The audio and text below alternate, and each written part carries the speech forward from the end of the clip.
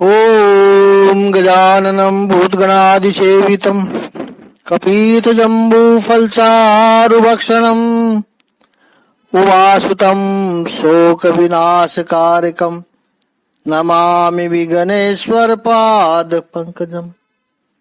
कृष्णाय वासुदेवाय हरिये परमात्मने प्रणतः क्लेशनाशाय गोविंदाय नमो नमः। ओम श्री महापुरुष देवाय नमः। ओम श्री गुरुदेवाय नमः। ओम आनंद स्वरूप भगवान की जय। ओम शांति स्वरूप भगवान की जय। हमारा चिंतन गीता अध्याय 7 श्लोक 2 पे चल रहा है। प्रभु कह रहे आसक्ति के स्थान ऊंचे बनाते जाओ। तो ईश्वर में यदि आसक्ति निर्माण होगी तो संसार में परेशान करने वाली बाकी सारी आसक्तियां अपने आप छूट जाएगी। ऐसे ही आश्रय भी, जैसे सामान्य लोगों का आश्रय लेकर बैठे हो तब तक विकास नहीं हो पाता है। परमात्मा का आश्रय लीजिए, मदाश्रय बनिए। आगे प्रभु कहते हैं कि अब मैं तुमसे पूर्ण रूप से व्यवहारिक तथा दिव्य ज्ञान कहूंगा। इससे ज्ञान लेने पर तुम्हें जानने के लिए और कुछ भी शेष नहीं रहेगा। अर्जुन, पहले श्लोक में भगवान ने कहा है कि जो समग्र ज्ञान, संपूर्ण ज्ञान है वो बता रहा हूं। यहां प्रभु कहते हैं कि अर्जुन, वो संपूर्ण ज्ञान कैसा है, समग्र ज्ञान कैसा है? ज्ञानम तेहम सविज्ञान अहम इदम। मैं तुझे इदम, ये जो ज्ञान दे रहा हूं वो कैसा है? सविज्ञान ज्ञानम, विज्ञान सहित मैं ज्ञान देता हूं। उसको जानने के बाद में फिर कुछ जानना शेष ही नहीं रहता है। वो ज्ञान तुम्हें बताता हूं। तो विज्ञान सहित ज्ञान क्या है? जैसे ड्राइविंग स्कूल में का उदाहरण दिया था कल। 15 दिन 1 महीना जितना भी लगता है, इंस्ट्रक्टर के पास में बैठकर आपने गाड़ी चलाई, फिर वही आरटीओ के पास ले गया, वहां पर एग्जाम हुई और आपको ड्राइविंग लाइसेंस मिल गया। ये ज्ञान है। लेकिन गाड़ी चलाते चलाते रास्ते में कहीं रुक गई, ऐसी स्थिति में आपने उस मशीनरी को चेक करके गाड़ी को दोबारा स्टार्ट कर दिया, उसे कहते हैं विज्ञान। ईश्वर है, ईश्वर सर्वत्र है, ये ज्ञान है। लेकिन जीवन में समस्या आई, उससे निपट गए आप, ईश्वर की शक्ति का सहारा लिया और उस स्थिति से बाहर निकल गए। तो ये विज्ञान, ज्ञान सहित विज्ञान है। भगवान यह कहते हैं कि मैं तुझे विज्ञान सहित ज्ञान दूंगा। इसका अर्थ परमात्मा की अनुभूति तो हो, लेकिन जीवन में जब समस्या आए, एडवर्सिटी आए, तो वो अनुभूति का आधार लेकर के समस्या का सामना करो। समस्या का शिकार मत बनो, समस्या पर विजयी बनो। Don't be a victim of the problem, B victorious. इसे कहते हैं सविज्ञानम ज्ञानम। विज्ञान सहित ज्ञान यह होता है।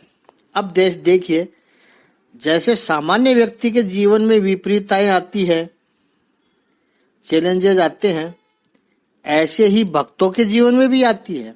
ये मत समझ लेना कि भक्तों का जीवन बिल्कुल गुलाब की पंखुड़ियों की सेज पर बिछा हुआ होता है। नहीं, उनके जीवन में भी चैलेंजेस आते हैं।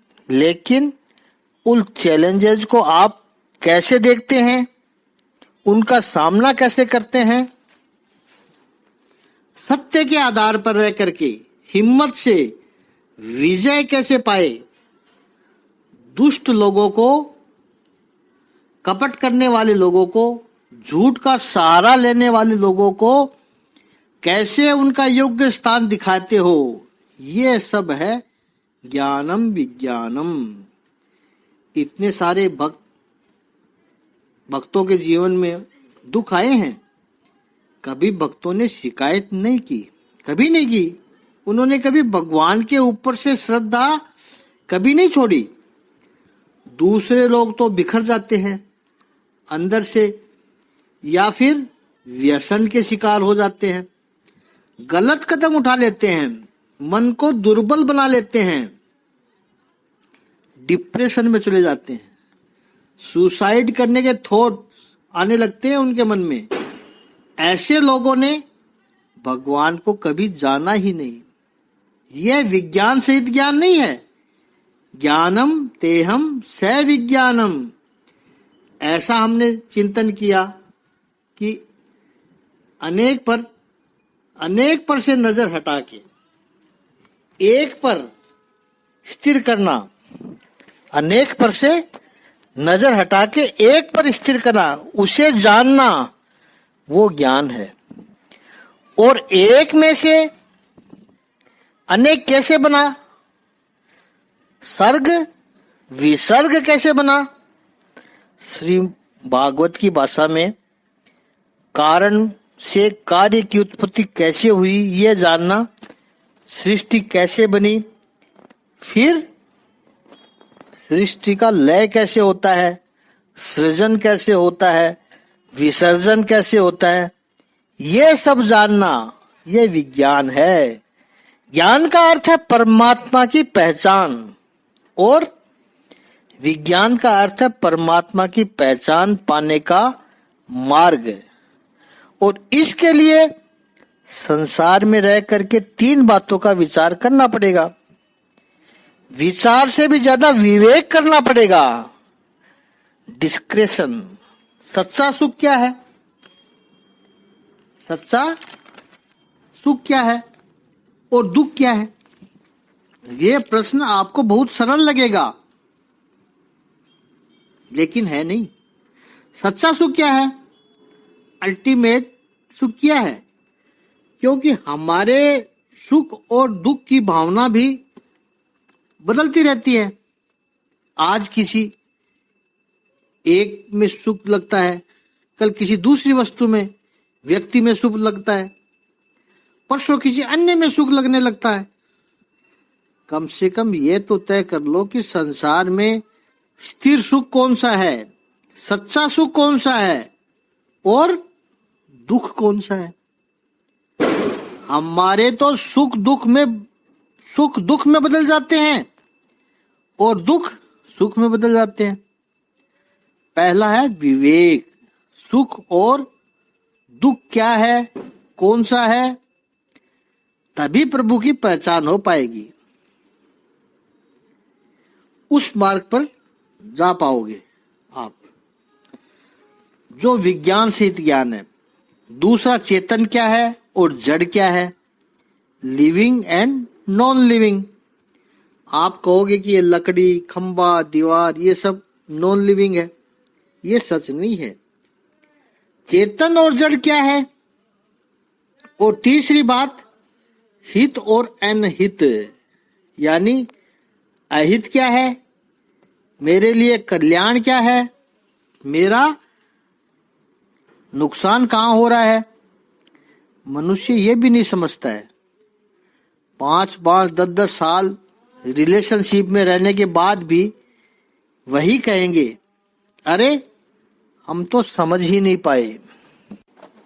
हित क्या है, अहित क्या है, मेरे लिए योग्य क्या है, अयोग्य क्या है, मेरा कल्याण किस में है, मेरा नुकसान किस में है।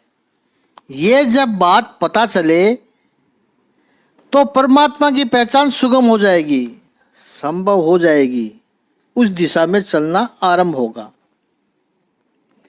दुख और सुख क्या है। हम क्या समझते हैं कि मन की इच्छा पूरी न हो, हमने किसी धारणा बना रखी है, हमने जिसकी अपेक्षा रखी है, वो वस्तु या व्यक्ति न मिले या मिलकर बिछुड़ जाए, हमारा कार्य संपूर्ण न हो, तब हमें दुख लगता है।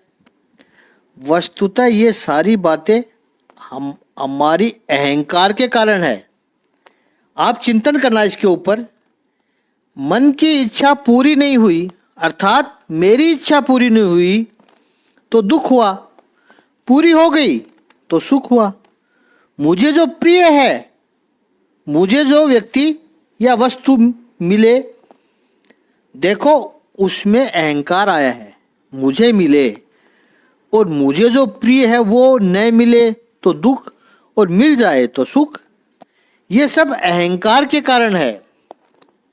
मैंने जो सोचा था वो नहीं हुआ तो दुख, तो मैंने सोचा, ये भी अहंकार है।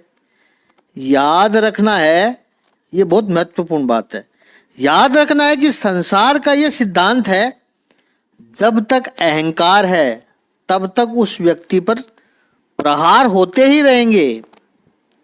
अपनी धारणा के अनुसार अनुरूप हमेशा होता रहेगा। ये संभव ही नहीं है कि हमारी धारणा के अनुसार हमेशा होता ही रहे, ये संभव हो ही नहीं सकता।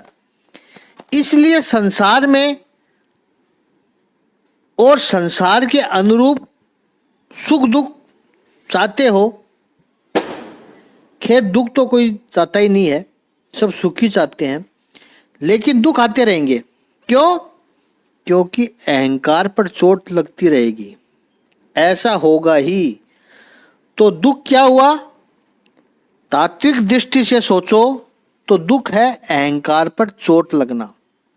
मुझे जो चाहिए था न मिला, चाहे वो वस्तु हो, व्यक्ति हो, मेरी इच्छा पूरी न हुई, मैंने जो सोचा था वो न हुआ। ये मैं, मेरा सारा अहंकार है। जब तक ये अहंकार है तब तक दुख होगा। इसलिए समझदार व्यक्ति क्या करता है? समझदार व्यक्ति केवल अपने इस अहंकार को पूरा करने की, इस अहंकार की इच्छा पूरी करने का प्रयास नहीं करता है।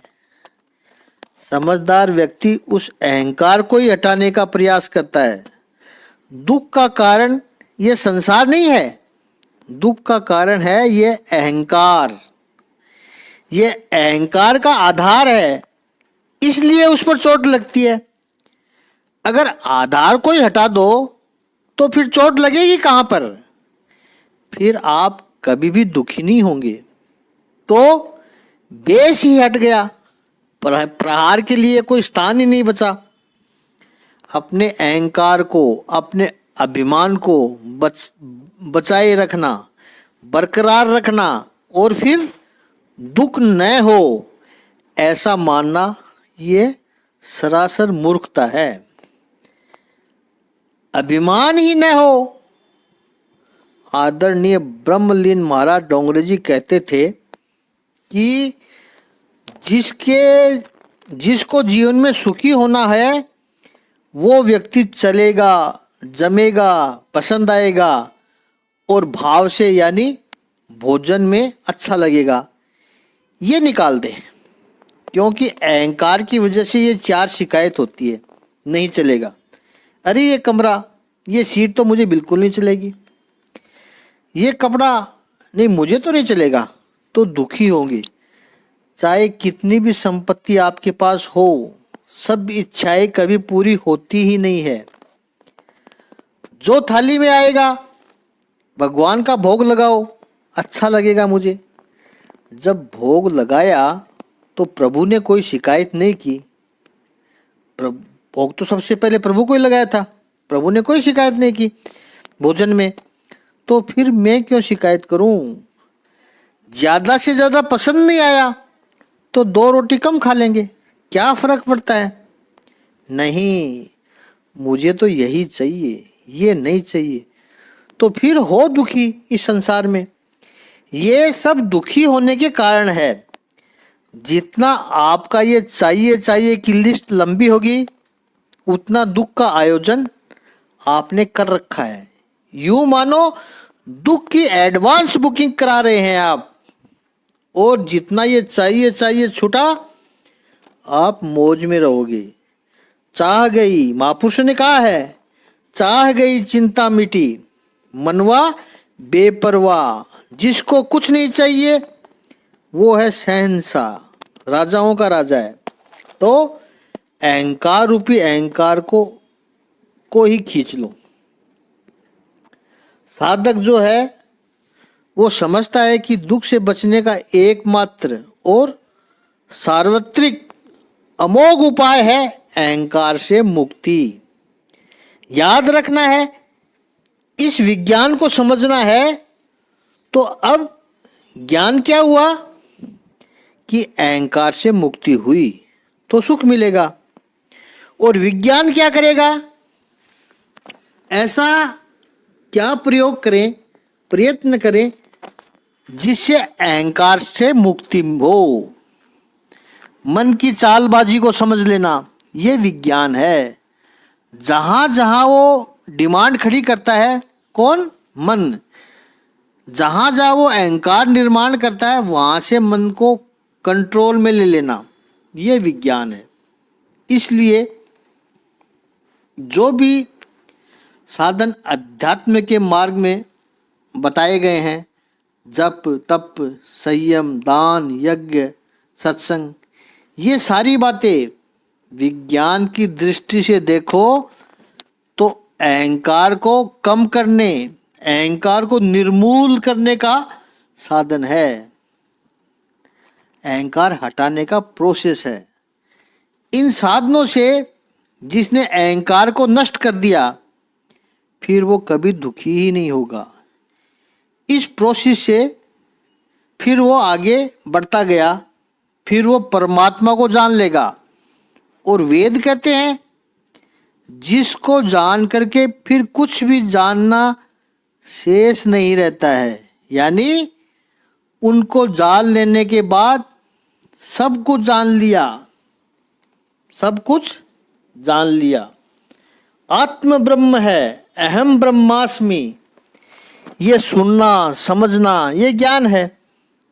मैं शरीर हूँ, मैं जीवात्मा हूँ, मैं दुखी हूँ, मैं पापी हूँ या मैं धर्मात्मा हूँ, ये छूटता नहीं है। इसको छोड़ने के लिए उपनिषदों में कहते हैं कि निरिध्यासन करना चाहिए।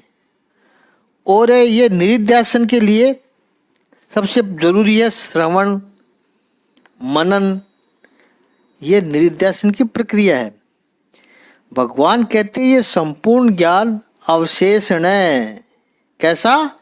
अशेष तय, तुझे बताऊंगा मैं। ते वक्ष्यामि, ते वक्ष्यामि में ये तो ते शब्द के 4 अर्थ बताए हैं महापुरुषों ने। एक तो तुझे कहूंगा, ते का पहला अर्थ बताया तुझे कहूंगा। दूसरा तेरे हित के लिए, तेरे कल्याण के लिए कहूंगा। तीसरा ये तेरा ही ज्ञान है, ये किसी दूसरे का ज्ञान नहीं है, क्योंकि तू परमात्मा का अंश है, मेरा ही अंश है तू, और मेरा ज्ञान तुझे बता रहा हूं। इसका अर्थ तेरा अपना ही ज्ञान तुझे बता रहा हूं, तेरा ही ज्ञान मैं तुझे बता रहा हूं। और चौथा अर्थ किया कि मैं तेरा हूं, इसलिए तुझे बता रहा हूं। मैं तेरा हूं, नहीं तो क्या आवश्यकता थी। फिर से यही बात आई कि 7वें अध्याय की शुरुआत प्रभु ने स्वयं ही की है। मैं तेरा हूं, इसलिए मैं तुझे बता रहा हूं। भक्त जब भगवान की शरण में जाकर कहता है कि मैं तेरा हूं, तो परमात्मा भी उसको प्रतिध्वनि यही देता है कि मैं तेरा हूं।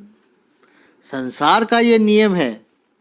संसार और ईश्वर में यही अंतर है कि संसार में आप यदि किसी की शरण में जाओ तो उसको आपका स्वामी बनने में आनंद आता है।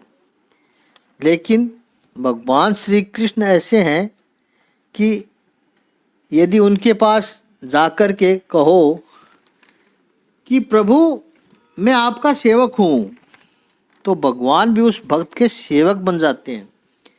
भगवान को स्वामी बनने में आनंद नहीं है, उनको तो अपने सेवक का सेवक बनना है।